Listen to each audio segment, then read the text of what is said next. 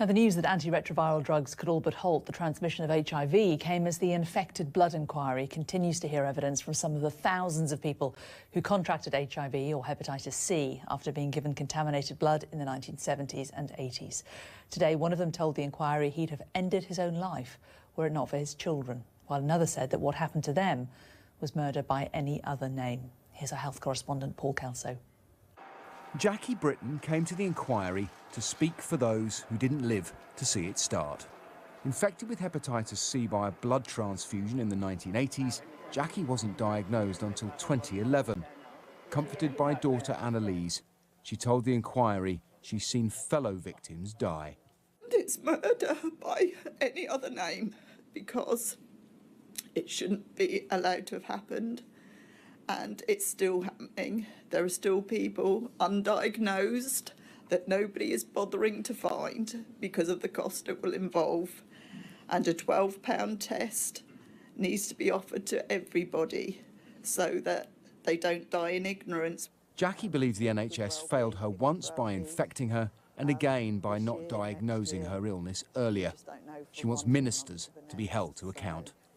They've covered up this scandal for 3 decades and I'm just the tip of the iceberg. It's bad enough that we were given infected blood, but somebody should have found us in the intervening years, and that's on the heads of every Prime Minister since then. Infected blood products imported from the United States to treat haemophilia and blood transfusion supplies were used by the NHS in the 70s and 80s, giving thousands of people HIV and hepatitis C. The whole truth. Haemophiliac Matt Johnson was given hepatitis C as a child, a fact concealed from his parents for 3 years, and has since been told he's at risk from the lethal brain infection, variant CJD. I have this irrational anger that burns inside me. I've driven to the train station on 2 occasions to kill myself. Well, I am antidepressant dependent.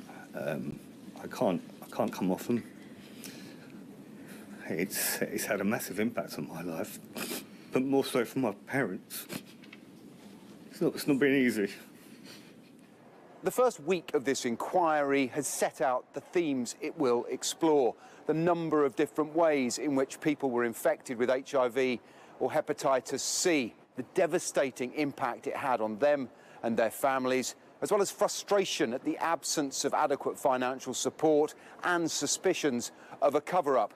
But perhaps the defining theme has been the solidarity among the victims. Every single witness has been met with a standing ovation. They will return as the inquiry continues next week, brought together by a 30-year wait for the truth. Paul Kelso, Sky News.